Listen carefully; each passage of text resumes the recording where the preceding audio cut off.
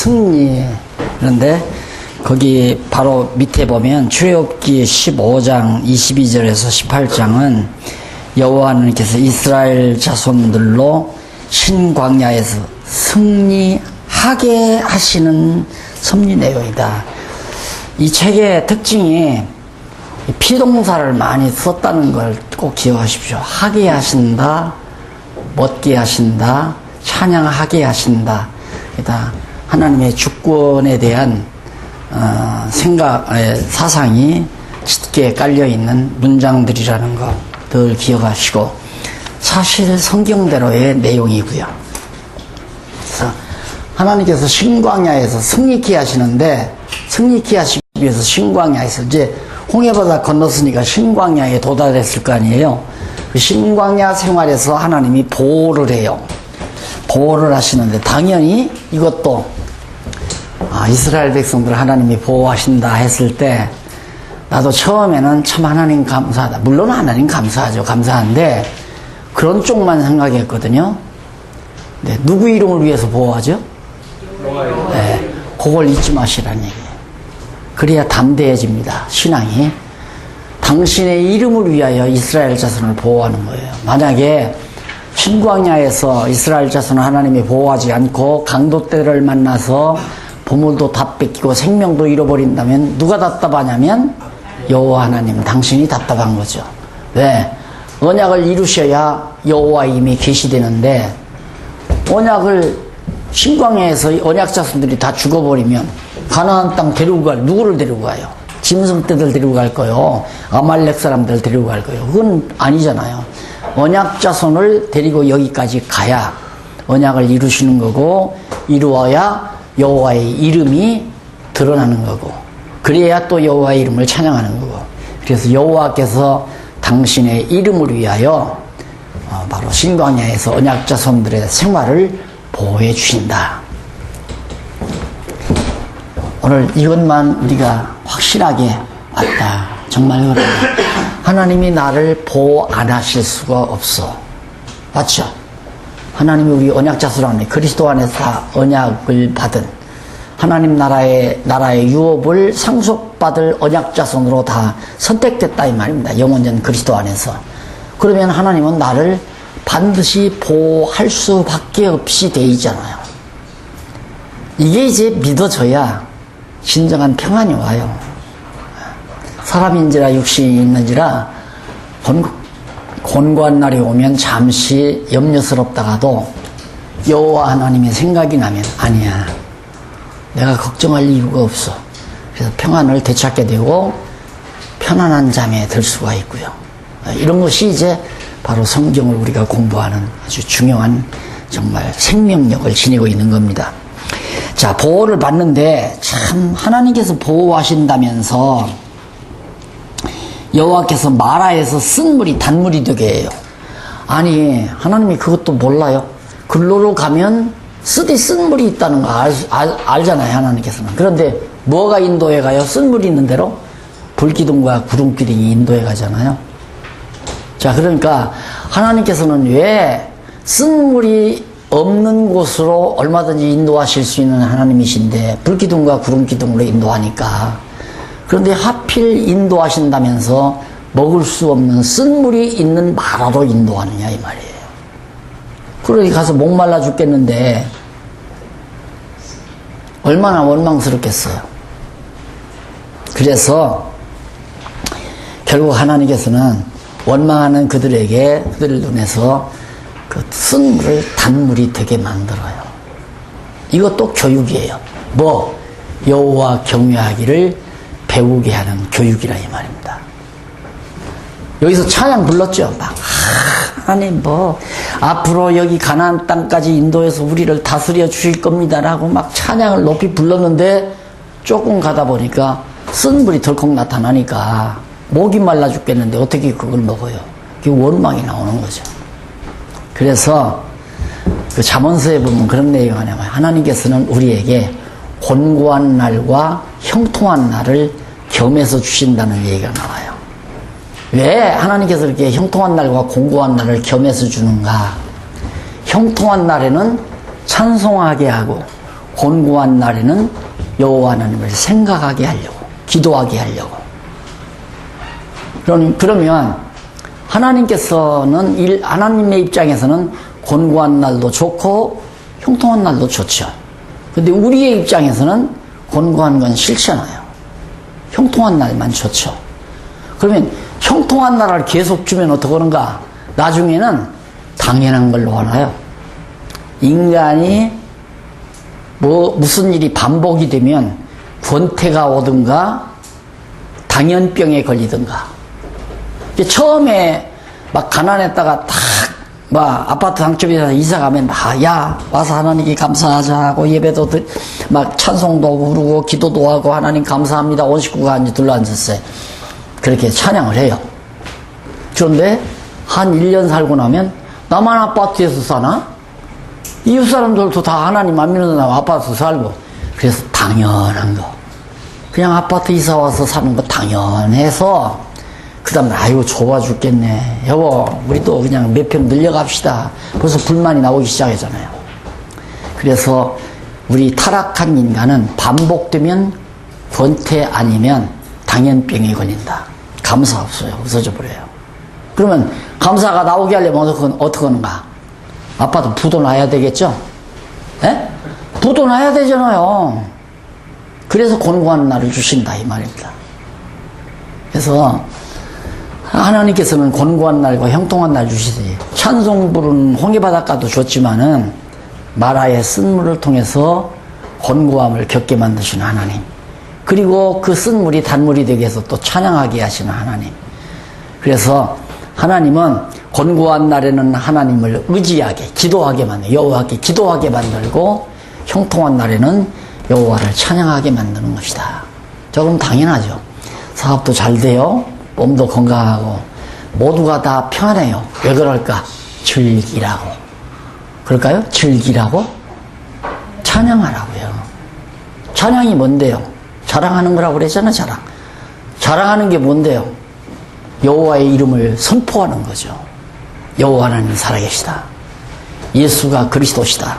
여호와의 이름을 널리 전파하는 것. 복음을 전하는 일이 여호와 찬양하는 일 아니겠어요? 내가 지금 건강하고 환경도 형통하고 사업도 그런 대로 돌아가고 먹을 것도 있고 자녀들도 건강하고 열심히 복음 증거하라는 얘기죠. 여호와의 이름을 선포하라 이 말입니다. 선포하면 선포하는 사람은 좋고 듣고 즐거워하는 사람은 좋고 그래서 전하는 자나 듣는 자가 함께 진리와 함께 기뻐하는 것, 그것이 사랑이라고 그랬잖아요. 사랑은 진리와 함께 기뻐하는 것이 사랑이라고 그랬어요. 예. 오늘 바울도 요한이 그랬나요? 내가 너희에게 전하는 것은 이 글을 쓰는 것, 이 진리의 말씀 복음을 너희에게 기록하는 것은 너희와 사귐이 있게 하려 함이라. 요한 1서에 나오나요? 예. 내가 오늘 여러분들에게 와서 이 말씀을 증거하는 것은 여러분과 내가 그리스도 안에서 사귐이 있게 하려고. 많이 가까워졌잖아요. 그냥 인터넷 들어가서 들으면 되겠더만요. 물론 되죠. 근데 사귀면 안 되죠. 사귀는 건 안 돼. 만나야 돼요. 얼굴과 얼굴 맞대고 보아야 돼요. 그래야 그리스도 안에서 형제가 되고 동력자가 되고. 교단은 다르다고 해서 동력자 아닌 건 아니잖아요. 여러분들도 어디 가면 여호와의 이름을 전하고 나도 어디를 가든지 여호와의 이름 정하는 동력자죠. 교파 다르다고 해서 동력자 아닙니까? 형제요, 동력자요. 그리스도의 같은 지체들이고. 요 사귐이 있게 하기 위해서 사도 요한이 내가 이 편지를 쓴다. 복음을 전하는 것도 마찬가지고. 그래서 정말 여호와를 자랑함으로 말미암아 얻어지는 게 참 많습니다. 여호와를 자랑함으로 말미암아 좋은 동력자를 사귀게 되고 또 함께 즐거워하게 되고 그리고 여호와를 자랑함으로 말미암아 내 삶의 보람과 긍지를 얻게 되고요. 그래서 다 단물이 되게 해주심으로 정말 하나님의 능력을 또 보여주고 여호와 하나님이 잊어버리지 않게 만들어주고 15장 25절 하반절로부터 26절까지는 여호와께서 법도와 율례를 청하여 백성을 시험하는 내용이 나옵니다. 거기 그 시험 내용이 뭐냐면 한번 읽어보실까요? 거기서 여호와께서 그들을 위하여 법도와 율례를 정하시고 그들을 시험하시는데 시험하실세 가라사대 너희가 너희 하나님 나 여호와의 일을 여호와의 말을 청종하고 나의 보기에 의를 행하며 내 계명에 귀를 기울이며 내 모든 규례를 지키면 내가 애굽 사람에게서 내린 모든 질병 하나도 너희에게 내리지 아니하리니 나는 너희를 치료하는 여호와이심이라 나와요. 자, 근데 거기 율례와 법도라는 말이 해설해 보면 세 번째 줄 중간쯤 나오죠. 정하신 법도와 율례, 계명을 10계명을 안 줬는데 아직 법도와 율례가 뭐냐, 이 내용은 구체적으로는 말하지 않습니다. 다만 여호와께서 이스라엘 자손을 시험하여 순종 여부를 알아보려고 제정하신 것인데 여호와께서는 언약 자손을 자주 시험을 해요. 왜? 근데 하나님의 시험은 시험 문제를 제출해주고 답안까지 가르쳐주는 거예요. 근데 우리는 하나님은 시험 문제를 내고 답안은 내가 찾아야 되는 걸로, 그게 보통 우리 인간 사회에서 상대적인 시험 아닙니까? 근데 하나님의 시험은 안 그래요. 하나님이 시험 문제도 내고 해답도 깨닫게 하고, 그렇게 해서 이제 점점 여호와 하나님 경외하기를 배우게 해 가시는 그런 역사를 하나님께서 이끌어 가시는 거죠. 그래서 자손을 자주 시험하시는데 그것은 그들로 여호와를 잊지 아니하고 경외하게 하는 가르침 한 방법이죠. 여호와께서 시험에 합격한 이스라엘 자손에게 애굽 사람에게 내리신 질병을 내리지 아니하시고 언약하시며 나는 너희 치료하는 여호와임이라고 스스로 소개하여 줍니다. 그러니까 거기 보면 너희가 내 율례와 법도를 잘 지키고 순종하면 그러잖아요. 가정법을 쓰죠. 조건문이죠. 하면 이렇게 하면, 영어로는 if라는 접속사가 바로 그런 기능을 많이 하고요. 그 다음에 하면이라는 말이 조건부 얘기인데 이건 번역상에 문제가 있는 얘기입니다. 번역상에 문제가 있는 건 뭐냐면 인간에게 어떤 요구 조건이 이루어지면 내가 이렇게 해주겠다. 그럼 여호와가 아니죠. 앞에서 너희 애굽 사람에게 내리신 질병을 너희에게 안 주겠다. 이건 언약이에요. 일방적인 하나님의 언약. 그러니까 이스라엘 백성들이 율례와 법도를 지키면 그 병을 안 주겠다는 것이 아니라 나는 치료하는 여호와니까 절대 애굽 사람들에게 내리신 그런 질병을 너희에게 안 주겠다. 예. 그러기 위해서 내가 너희에게 율례와 법도를 명하는 것이다. 율례와 법도를 명해서 그대로 이스라엘 백성들로 하여금 행하게 만드는 거예요. 그리고 그대로 행하게 해서 질병에, 애굽 사람들의 질병에 걸리지 아니하도록 해주겠다는 것을 일방적으로 지금 언약하는 거거든요. 그래서 내가 아까 말씀드렸죠. 시험이란, 하나님께서 주시는 시험은 문제지 선생님이 내고 푸는 건 학생이 푸는 게 우리들이 말하는 시험 아니에요. 하나님의 시험은 그게 아니라니까요. 이기지 못할 시험 준다 안 준다? 안 준다 이 말이에요. 그러니까 대답을 못할 수 있는 시험 문제는 하나님이 안 준다 그 말이에요. 반드시 이길 시험을 준다. 그러니까 시험 문제 내주고 시험 문제를 해답할 수 있는, 답을 쓸 수 있는 지혜를 줘서 깨닫게 한다 이 말이에요. 그렇게 해서 율례와 법도라고 하는 시험 문제를 내고 그걸 지키게 해서 내가 너희들로 하여금 애굽 사람들의 질병을 너희들에게 걸리지 않게 내가 해주겠다. 나는 치료하는 여호와다. 언약대로 이루시는 자니까 반드시 너희들은 건강하게 지켜주마. 아멘. 바로 그 얘기예요. 그러니 성경을 다 이런 식으로 번역을 해놨기 때문에 어쩔 수 없어요. 그래서 장로교가 맹목 추는 거 아니에요. 장로교가 이제 신명기에서 가면 더 두드러지게 나와요. 이런 문제가. 이런 문제가 이제 다 해결이 될 겁니다. 이 번역서, 우리말 번역서만 보고서 대부분 우리 목사님들 뭐 다, 지금까지 대부분 목사님들이 헬라어, 히브리어 점수 따기 위해서 조금 했지. 사전 보기도 힘든 때가 많이 있는데 요즘에는 사전이 잘 나와가지고 그래도 많이 볼 수 있잖아요. 그런데도 이런 건 문제로 안 삼아요. 당연하게 생각하니까. 그렇지. 하나님께서 윤리와 법도를 잘 순종하면 복 주고 순종 안 하면 벌 준다. 그럼 조건대로 한다면 하나님의 언약을 어떻게 이루어줘요? 그럼 광야에서 얼마나 백성들이 불순종하고 못된 짓을 했습니까? 그럼 여기 못 가야죠. 가나안 땅 못 들어가야 되잖아요. 애굽에서 애굽 사람들의 종로로 가면서 애굽의 생활 풍습에 다 젖어서 애굽신 섬기고 우상 섬기고 살았단 말입니다. 400년 동안. 그런데 그들을 왜 해방시켜서 데리고 나와요? 그 죄과로 그냥 400년 아니라 4천년 아니라 종신토록 대대손손 종로로 살게 만들어야죠. 안 그래요?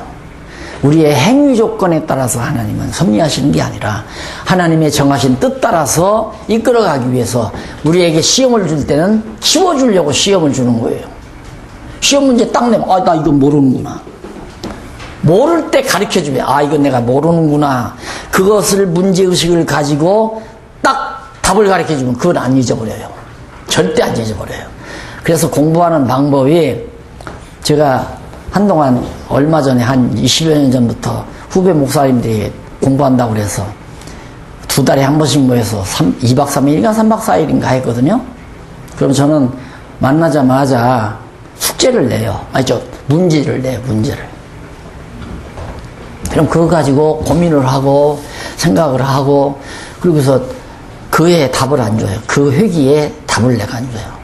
한 주간, 그게 2달 동안 한번 고민해봐라. 내가 언젠가 얘기했죠. 예수님이 부활 이후에 갈릴리 바닷가에서 제자들하고 고기 구워 잡섰는데 부활하신 예수님이 화장실 갔겠는가 안 갔겠는가. 예? 대답을 어떻게 해요? 못하는 거죠. 그래서 그날 밤 자다가 막 괴로우니까 나는 푹 잠들어 자고 있는데 문을 자꾸 두드리고 왜 그러냐니까 목사님 괴로워 죽겠어요. 한 번 그냥 알려주세요. 이거 잠 못 들어서 미치겠어요. 그래. 안 돼. 2달 동안 더 고민해보라고. 그게 지금 우리가 목사님들 공부하는 것도 마찬가지입니다. 이거 하는 것도. 그동안 성경을 보면서, 이거 풀리지 않아가지고, 괴로워하고, 또 연구해보고, 또 찾아보고, 이 책 보고, 저 책 보고 하면서 괴로워하시는 분들은 듣는 순간, 맞다! 해버리는 거예요. 맞다! 바로 이것이다. 그런데, 그거 없이 그냥, 당연히 우리가 뭐 해야 하나님이 복주지 이런 식으로 상식적으로 아주 강하게 의지하고 강하게 믿고 자기가 제일 잘하는 것처럼 그렇게 생각하는 분은 이거 듣는 순간 골치 터져나갑니다. 골치 아파서. 그래서 여기 못 앉아 있어요. 뭐 저런 게 있어. 나하고는 전혀 틀리네. 틀리지요. 그럼 성경이 어떻게 자기하고 같아요. 그래서 하나님께서는 이렇게 문제를 규례와 법도를 딱 하나님께서 주시면서 내가 너로 하여금 네가 이것을 규례와 법도를 하나님께서 문제로 제기하고 이걸 지키게 해서 너희로 하여금 애굽 사람들의 집 밑에서 애굽 사람들이 걸렸던 질병을 너희들에게는 걸리지 않게 하겠다. 그 말은 율례와 법도라는 것은 애굽 사람들에게 구별하는 하나의 표시예요. 애굽 사람들은 그걸 율례와 규례를 몰라요. 근데 하나님의 택한 백성에게만은 그 율례와 규례를 주어서 지키게 해가지고 애굽 사람의 질병이 걸리지 않도록 내가 치료해 주겠다. 나는 여호와다. 그 언약대로 반드시 이루어준다. 그 말이죠. 그래서 성경에 조건문은 하나도 없다. 그래서 미리 말씀드리지만은 신명기에 너희가 이렇게 하면 복을 받고 뭐 가나안 땅 들어가서 어쩌고저쩌고 한다 할 때 그 하면 할 때 접속사를 뭘 썼느냐면 레마안이라는 말을 썼어요. 레마안. 근데 레마안이라는 말을 사전에서 찾아보면 전혀 그리하면이라는 뜻이 하나도 없어요. 그런데 그걸 전부 그리하면 그렇게 번역해 놓은 거예요. 그게 처음에 성경을 번역하는 자들이 상식선에서 번역을 한 거예요. 근데 그리하면이 아니라 하나님께서 그렇게 행하게 해서 행하고 있을 때, 행하고 있을 때, 뭐뭐 할 때에, 뭐뭐 함으로, 이런 뜻이에요. 그러니까 너희가 율례와 법도를 잘 지켜 행함으로 하나님께서 행하게 해서 행함으로 내가 너희들을 가나안 땅에 인도해 주겠다. 그러면 여기 들어와서 신명기는 지금 어디냐면 이 신명기부터 먼저 하네요. 여기가 사해바다고 갈릴리 호수 아니에요. 여기는 요단강이고. 그러면 모압 평지가 여기라면 여기서 신명기 강의를 모세가 한 거란 말입니다. 그러면 아직 들어가지를 않았어요. 그러면 하나님께서는 벌써 아브라함 때부터 이 땅 주기로 약속 다 하고 언약 다 해서 그거 이루시기 위해서 여기까지 데리고 왔어요. 여기까지 데리고 와서 너희가 내 말을 잘 듣고 우상을 섬기지 아니하면 너희가 이 가나안 땅 들어가서 잘 먹고 잘 산다. 이 전부 조건문으로 다 번역을 해놓은 거예요. 말이 돼요, 여러분? 이게 말이 되느냐고요. 그런데 그 그리하면이란 말이 레만이란 말인데 전혀 그게 아니에요. 그래서 그 바른 성경을 번역할 때 구약을 담당한 담당자가 있어서 내가 그때 바른 성경 그거 성경 공회에 바른 성경 공회에 제가 좀 관여를 했댔거든요. 네? 바른 성경 성경공회. 아니, 한국 성경공회. 성서공회는 옛날 거고요. 새로 번역해서 이제 나온 바른 성경 번역해서 출판하는데 구약학 그 담당자에게 내가 박사님이라고 해. 좋아하잖아요. 박사님, 그 구약을 번역하는데 그 신명기에 레만이라는 말을 갖다가 전부 그리하면으로 번역했는데 그 바른 성경에도 그런 식으로 번역해 놨어요. 그래서 그거 레만이라는 말이 그리하면이라는 뜻이 전혀 없지 않습니까? 그것이 뭐뭐 할 때에 뭐뭐 함으로 뭐뭐를 위하여 이런 뜻이거든요. 전부가 다. 거기 무슨 그리하면이라는 말이 어디 있어요? 그런데 우리말 어법으로 와서 전통적으로 인간 상식으로 봐서 이걸 그리하면이라고 해석하면 딱 들어맞는다 이 말이. 너희가 율례와 법도를 잘 행하고 우상을 섬기지 아니하라 하지 말라. 그렇게 하지 말라. 그리하면 내가 너희로 하여금 가나안 땅 들어가서 잘 먹고 잘 살게 해주겠다. 얼마나 잘 떨어져요. 그래서 그런 식으로 성경을 다 번역해 놔가지고 우리 목사님들의 생각을 다 망가뜨려 놨다 이거예요. 그 망가뜨리는 경우에 알미니안주의 사상으로 다 망가뜨려 놓은 거예요. 전부가 다. 성경은 안 그런데. 그런 것들이 이제 여러분들이 교재를 보면 낱낱이 그런 부분은 내가 유심히 더 철저하게 정리해 놨어요. 제 번역을 해서 바로게 잡아놨으니까 목사님들에게 아마 크게 도움이 될 겁니다. 한번 자세히 보시고요. 그 다음 백성이 신광야에 이르러 모세와 아론을 원망을 합니다. 신광야에 딱 이르러서 이제 고생스럽죠. 야, 홍해바다 건넜을 때는 기분이 좋았는데 마라의 쓴물을 맞아. 그 다음 또 나가니까 광야 허벌판, 채소도 없고 마늘도 없고 뭐 먹을 만한 것도 없고 무슨 마늘이 먹고 싶다. 무슨 또 길쭉길쭉한 거. 파 말고 또 있죠. 부추도 먹읍시다. 광야에 그런 게 어디 있어요. 그래가지고 이제 원망하는 거 아니에요.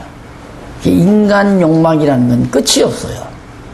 솔로몬이 인간의 욕망을 뭐라고 그러냐면 산에 골짜기에서 계속 끄짐없이 물이 흘러서 바다에 들어가도 바다가 넘친다 안 넘친다? 안 넘쳐요. 인간의 욕망이 그렇다 그 말입니다.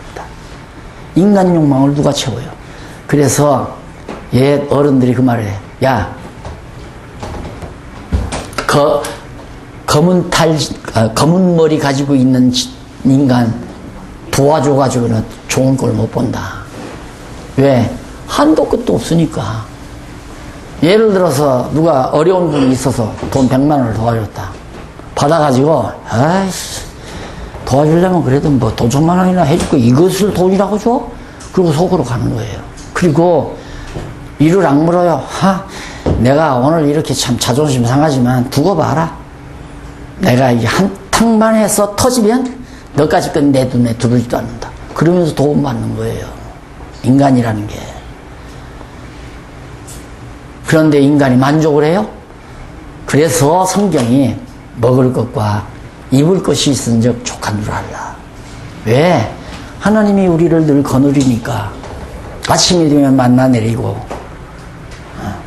먹을 것이 고기 먹고 싶으면 메추라기 주고 다 하나님께서 때때에 적당하게 채워주시니까 그걸 믿고 만족하고 살라는 얘기죠. 그래서 여호와 하나님을 알게 되면 반드시 찾아오는 것이 아 감사하다, 아 좋다. 저녁 하루 마치고 하루 일과 마치고 저녁에 자리에 두면서 아 참 좋다, 감사하다. 이 목소리가, 이 말이 저절로 튀어나오게 되어지는 것, 이게 여호와 하나님을 알고 경외하는 마음이 가져다주는 행복감입니다. 원망을 하고 16장 4절로 12절에 보면 하나님께서 고기와 떡으로 배불리실 것을 약속합니다. 고기 먹고 싶다, 떡 먹고 싶다, 만나 먹었으면 되지, 이것저것. 그래서 사람이 가만히 보니까 인간들, 그 교인들 사는 거 보니까 열심히 아파트 평수 늘리기 위해서 막 부지런히 땀 흘리고 일할 때가 제일 건전해요. 건전하고 돈 좀 벌어서 아파트 한 30-40평짜리 딱 당첨돼서 이사 가고 그 다음에 여유자금이 조금 생기고 그래서 승용차도 마음대로 좀 바꿀 정도 여유가 되면 그다음 첫 번째 하는 일이 음식 도락, 식도락. 맛있는 데 찾아서 쫓아다니는 거예요. 여기저기 친구들을 만나서. 그 다음 그것만 먹다가 보면 맛이 없으니까 맥주 마시기 시작하고 그 다음 조금 넘으면 소주 마시기 시작하고 그러면 흥이 돋궈진가 그 다음 이제 캐바레 가고 이러면서 점점 빠져들어가더라고요. 한도 끝도 없어요. 인간의 육체의 쾌락이라고 하는 건 끝도 없고 한도 없어요. 그러니까 보세요. 인류 문화라는 게 경제 발전이 이루어지면 제일 먼저 고민하는 게 뭐냐면 마약과의 전쟁. 세계 1등 제국이라고 하는 미국이 대통령 되자마자 마약과의 전쟁 이거 선언하잖아요. 그래서 아이고 짐승 같은 인간들. 그게 무슨 선진국이에요? 마약하고 전쟁을 해야 되는데 비진리와 전쟁을 해야 선진국이지. 안 그래요? 네. 왜? 마약을 해야 인간 쾌락의 절정에 도달하는 것들이니까. 운동으로도 안 돼요. 술로도 안 돼요. 춤으로도 안 돼요. 도가 높아져가지고. 그 다음 남녀의 성으로도 안 돼요. 동성애로도 안 돼요. 마약을 먹어서 완전히 두뇌를 그냥 마비시켜야 해버리는 거죠. 그러니까 여러분 정신환자들 보세요. 정신환자들은 늘 웃고 다녀요. 희죽희죽 웃고 다녀요. 네. 그러니 이놈이 그걸 이 두뇌를 어떻게 망가뜨려 놓아야 인간이 행복하지. 두뇌를 망가뜨리지 않고서는 욕심이 한도 끝도 없단 말입니다. 그런데 여호와 하나님을 알고 나면 두뇌가 망가지는 게 아니라 두뇌가 아주 딱딱한 밤알처럼 굳어져가지고 땅땅해지고 명쾌해지고 총명해지고 그래서 범사에 감사하게 되고 그래서 마약 안 해도 되고 육체의 쾌락 안 즐겨도 되고 춤 안 춰도 되고 술 안 먹어도 되고 암만 술 먹지 말라고 해보세요. 이미 마비된 사람이 술 안 먹고 사나. 죽어도 술 먹고요. 담배 피는 사람들 보세요. 담배 피는 사람 참 불쌍하더라고요. 우리 단지가 담배 못 피는 단지거든요. 보면 뒷짐 지고 가는 사람은 담배불 뒤에다 붙여가지고 가는 사람이에요. 이렇게 예, 뒤에 사람 안 보게 이 연기가 폴폴 나는데 막 이렇게 찐다고 안 보이나? 저쪽 구석에 가서 눈을 수분덕 입었다고 한 모금 뽁 하고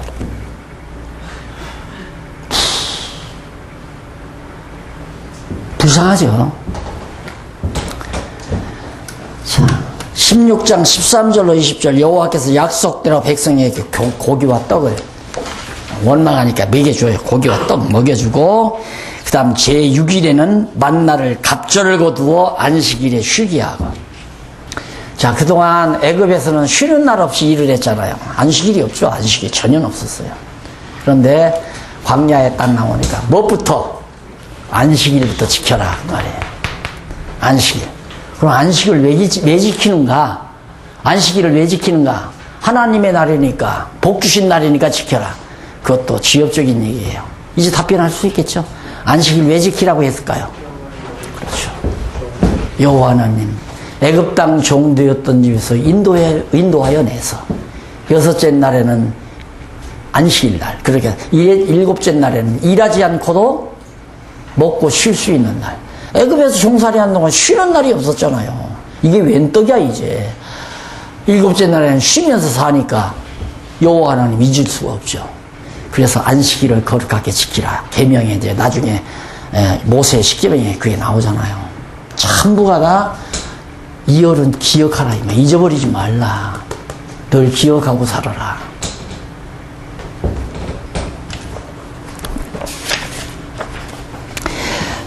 그래서 만나도 안식일에는 안 거두고 그 전날 갑절을 주잖아요.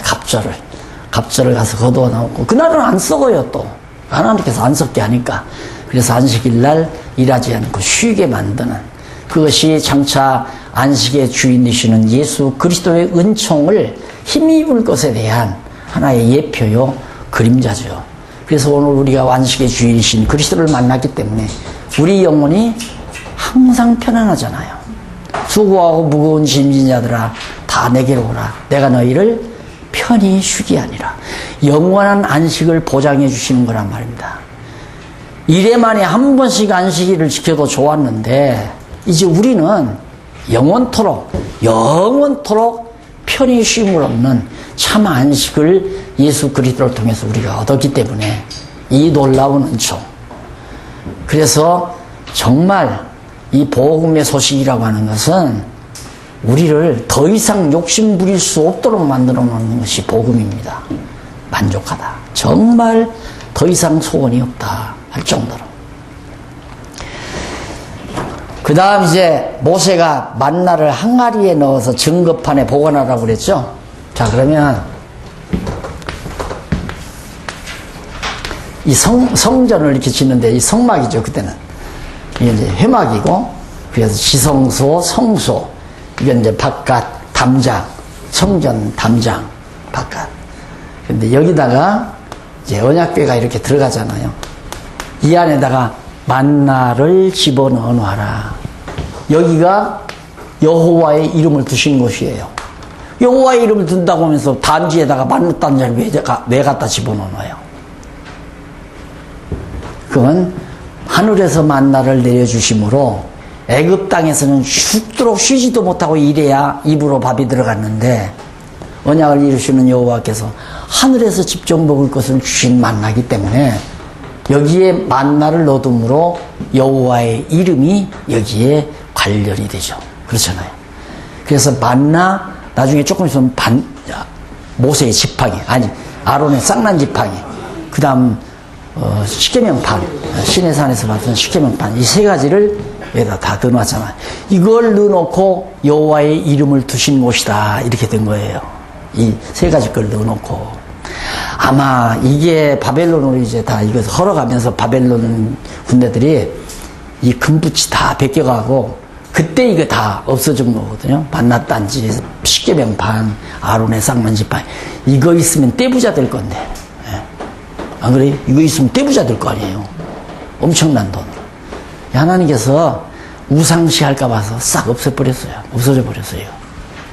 언약궤도 다 없어져 버렸고요. 그러니까 하나님께서는 아무 형상 만드는 걸 싫어하잖아요.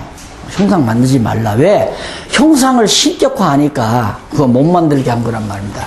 그러니까 유치하니까, 백성들이 유치하니까 이렇게라도 해서 자기들에게 언약대로 가나안 땅으로 인도하시는 여호와 하나님을 잊어버리지 않고 기억하기 위해서 이 성막제도를 만들어 가지고 언약궤에다가 여호와의 이름을 이 세 가지 물건을 넣어서 이름이라 그렇게 해서 이름을 두신 곳으로 정해놓은 겁니다. 근데 그 증표가 뭘로 나타나면 이 안에 들어가면 죽어요. 누구든지. 근데 안 죽는 경우가 있어요. 1년에 한 번 7월 10일 날 대제일이거든요.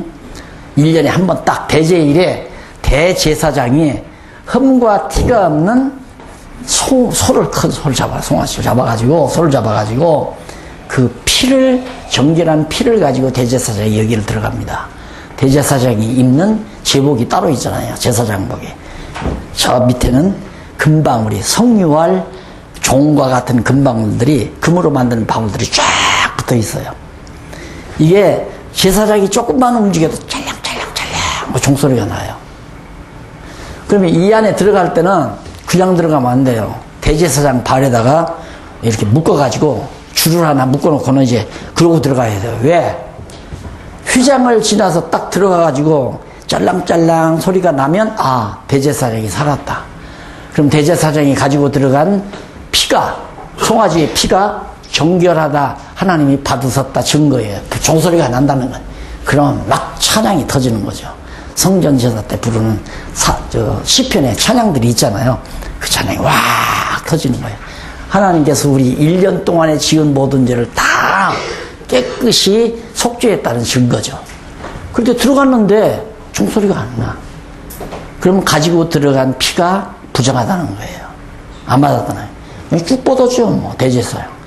그럼 그 살리려고 들어갔다는 또 죽어요. 들어간 사람도. 왜 전기에 감전된 사람 살린다고 붙들었다는 또 감전돼 죽지 않아. 그거와 똑같단 말입니다. 그러니까 발목에 맸던 줄을 이렇게 끌어당겨서 시체를 꺼내야 되는. 그러니까 아, 여기는 여호와의 이름이 두신 곳이다. 백성들이 그걸 아는 거죠. 이렇게 해서 이분을 잊지 않도록 기억하게 하는 온갖 세심한 일들이 구약성경에 거듭하다 이거예요. 모든 사건 하나하나가 전부 여호와를 알고 경외케 하시려는데 목적이 있다. 이제는 이해가 쉽죠? 성경이 너무 간단하고 아주 쉬워요. 알고 보면. 모르면 한없이 어려운 거지만. 근데 우리는 이런 간단하고 분명한 성경을 이 속에서 뭐 축복받은 비결도 찾으려고 하고 성공 비결도 찾으려고 하고 무슨 교훈도 찾으려고 하고 내가 정말 어떻게 성자가 되는 비결도 찾으려고 별의별 것을 여기서 찾으려고 하니까 찾으면 그럴듯하게 나와요. 그런 걸로 자꾸만 관심을 돋버리니까 성경이 전체적으로 이게 정리가 안 된단 말입니다. 부분별로는 그렇다게 나오지만 그게 마치 장님이 코끼리 만지는 식이나 똑같죠. 코끼리 막 이빨 만진 사람 죽어도 코끼리는 청같이 생겼다고 우기는 거예요. 청같이. 봐라, 청같이 생겼지 않느냐. 목소리 큰 사람이 이기는 거예요. 그래서 좀 성경을 알고 나서 보니까 신학자들의 싸움은 결국 누가 위대한 학벌을 가지고 있느냐, 누가 하버드 출신이고 누가 예일 출신이야, 옥스포드 출신이야, 이런 거에 따라서 야, 저 학자가 권위가 있기 때문에 그 사람이 맞는 말이다. 그 학위에 따라서 진리가 맞고 틀리고 결정하는 게 이 학문색이 아닙니까? 다 필요 없는 거예요. 성경이에요, 성경. 그래서 거기 17장에 넘어가 보면 뭐가 나오냐면 아말렉 전쟁에서의 승리가 나옵니다. 이 아말렉 사람들. 이 아말렉 사람들은 이 광야에서 유리방황하면서 사실 마적대나 똑같은 거예요. 광야에서 도적대들이나 쉽게 말하면 이 아말렉 족속들이에요. 거처가 없이 유리방황하면서 하나 만나면 그냥 다 탈취해서 먹고 살고, 이 블레셋 사람들은 바다에서 탈취해서 먹고 사는 사람들이고 아말렉 사람들은 광야에서 탈취해서 먹고 사는 사람. 이거 붙어버린 거예요. 많은 보물을 막 그득그득 다 가지고 나왔는데 전쟁 붙으면 아말렉 사람들에게 망해버리면 끝나는 거죠. 그거 다 뺏고 죽여버리면 끝나는 거 아닙니까? 자, 그러면 전쟁이 일어났다. 우리 뭐 믿어지잖아요. 전쟁이 일어나면 아말렉 그놈들이 패배하지. 패배하죠. 왜? 하나님께서 신광야 생활에서 보호하는데 망할 리가 있어요? 절대. 그래서 하나님의 사람은 망하지 않는다. 아멘. 택한 백성은 절대 망하지 않는다. 아멘. 승리가 보장되어 있다. 그러니까 승리할 줄 알고 살면 돼요. 이러다 망하면 어떡하나. 그게 없어요. 그러면 안 돼요. 그럼 여호와 하나님 믿지 못하는 사람이죠. 그래서 백성들이 르비딤에서 목이 마르다고 모세를 원망합니다. 목말라 죽겠다. 르비딤 거기 가서 물이 없다고. 그러니까 하나님께서 물 없는 곳으로 또 인도에 가잖아요. 하나님이 구름기둥과 불기둥으로 물 없는 곳으로 인도에 가가지고 물 없는 데서 물이 있게 해야 누가? 여호와 하나님. 그래서 반석에서 물을 쳐서 르비딤에서 물이, 근데 그 부분 지나가는데 이게 무리바 반석이라고 뭐 이렇게 뭐 갈라진 거 나오세요. 그게 진짜인지 가짜인지는 모르지만 그렇기 때문에 성경이 진리가 아니라 성경이 진리이기 때문에 그런 유물도 있을 수가 있는 거죠. 근데 하나님께서 반석에서 바다에서 그 반석에서 물이 나와서 결국에는 백성들이 먹고 마시도록 이런 장면이 그 우물가에서 사마리아 여인 만나서 예수님께서 물 달라고 하니까 당신 유대인인데 어떻게 나 같은 이방 여인에게 물 달라 합니까? 그러니까 내가 누구인 줄 알았으면 도리어 네가 나한테 물 달라고 했을 거다. 네가 주는 물 먹어도 또 목말라. 그러나 내가 너한테 주는 물을 한 번 먹으면 끝난다. 영원히 목마르지 않아. 아유 그런 물을 주시옵소서. 너 남편 5이나 있구만. 그러니까 메시아로 소이다. 메시아라 할아버지잖아요. 여기도 무리바 반석에 물을 줬다는 말은 생수지요. 따지고 보면 이제 영원히 목마르지 아니하는 생수를 우리 언약 자손들에게 줄 것에 대한 하나의 모형적 사건으로 이러한 귀한 사건을 하나님께서 일으켜 주시는 거죠. 하나님께서 아말렉과의 전쟁에서 백성으로 승리하게 하시고 물이 없는 데서 물 내서 먹게 하시고 그다음 아말렉 그 도적대들을 만나서 전쟁에서 승리하게 하고 흰 광야에서 이스라엘 백성들의 생활을 보호하잖아요. 오늘 우리가 광야와 같은 세상 살기 때문에 언제 투자한 주식이 내려갈지도 모르고 땅값이 언제 내려가고 올라갈지도 모르고 불안하죠. 은행에 돈을 저축해 놨어도 무슨 일이 어떻게 일어날지 다 불안한 거 아닙니까? 그래서 우리의 마음에 편안함이 없는 거 아니에요. 언약자손 하나님께서 광야와 같은 세상에서도 반드시 보호해 주신다. 왜? 나를 위해서가 아니라 누구를 위해서? 당신의 이름을 위하여. 아멘. 그래도 안 믿어져요. 나를 위해서 한다면 내가 뭐 조금 잘못했을 때 불안하잖아요. 하나님께서 나를 위해서 네가 내 말 잘 듣고 순종 잘하니까 내가 너 보호해 주겠다 이런 식이라면 불안하지요. 우리가 하나님 마음에 합당하게 사는 건지 못 사는 건지 살다 보면 인색한 마음도 들어가서 하나님 일 하다가도 욕심 나가지고 때려치워버리고 지 좋은 대로 행동하고 살아가고 그런 때가 많이 있잖아요. 또 범죄할 때도 있고 얼마나 불안해요. 그러나 하나님은 당신의 이름을 위하여 광야와 같은 이 세상에서 하나님의 언약 자손들의 생활을 반드시 보호하고 지켜주신다.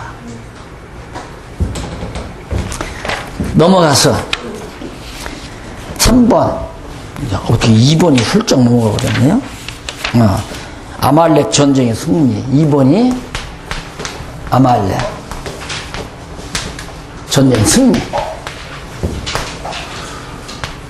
그 다음 3번째가 회중의 대열을 정비. 회중 대열 정비. 이게 이제 18장. 이스라엘 회중들이 60만, 장정만 60만이고 거의 1000만에 가깝다고 그러잖아요. 엄청 많은 거예요. 우리 육해공군이 60만이라고 그러죠.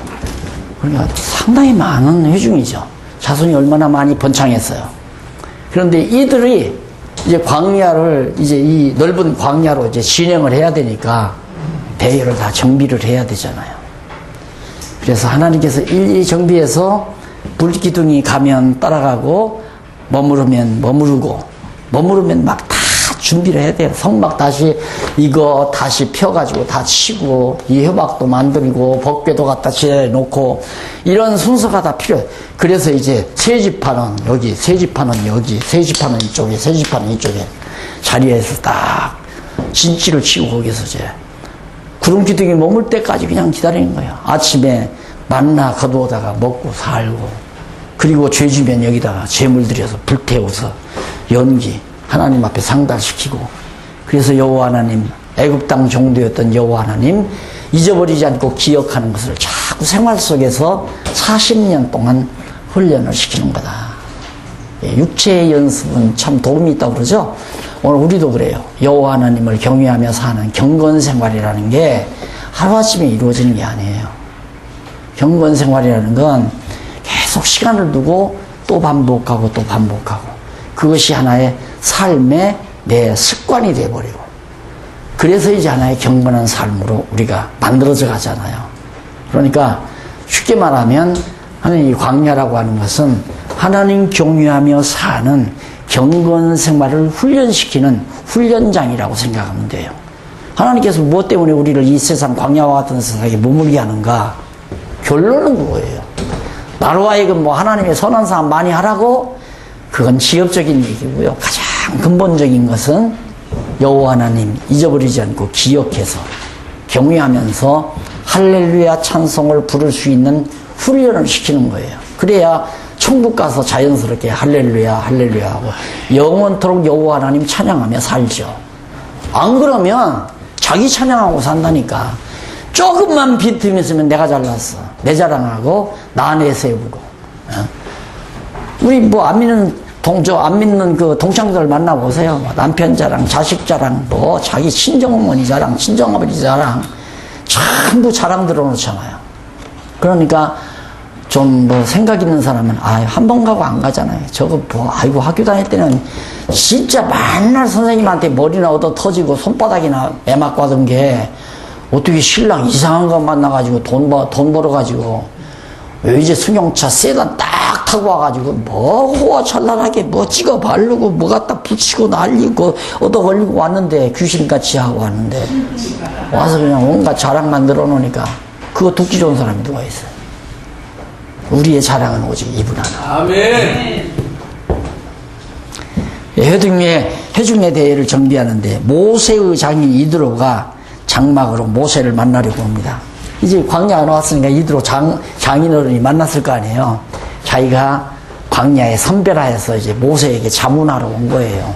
너 이 광야 생활, 야, 너 정말 어떻게 백성들을 그렇게 많은 백성들을 이끌고 왔냐? 사위 아니에요? 사위 모세가 이드로의 사위.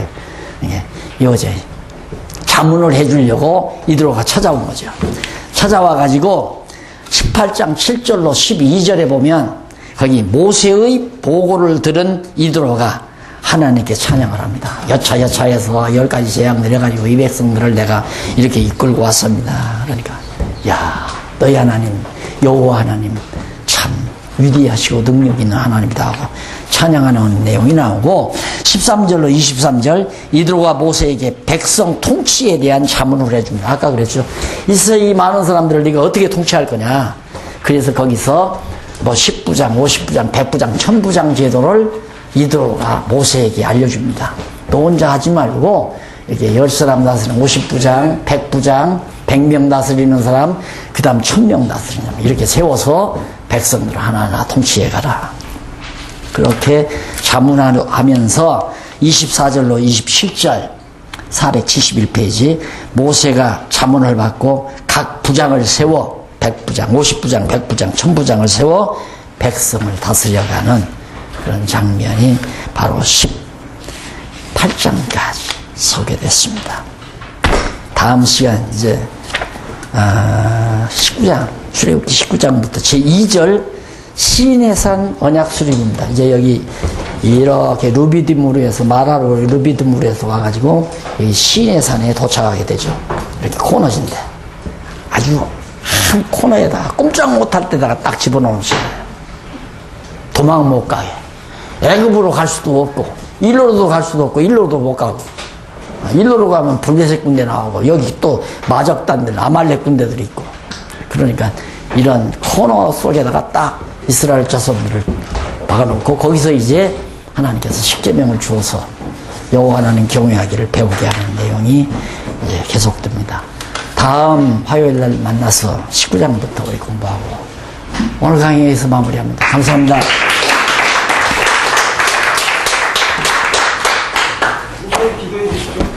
제가요? 네, 기도하십시다. 자비하신 아버지 하나님, 감수여 있던 보화를 우리에게 드러내 주시는 것 감사합니다. 답답하고 정말 힘들었습니다. 하지만 보혜사 성령께서 우리와 역사하셔서 이렇게 정나나하게 하나님의 깊으신 뜻을 우리에게 깨닫게 하시고 하나하나 우리 마음속에 평안이 잦아지도록 역사하신 하나님의 사랑을 감사합니다. 여호와 하나님 다시는 잊어버리지 말고 찬양하며 경외하게 해 주시옵소서. 예수님 이름으로 기도드립니다. 감사합니다.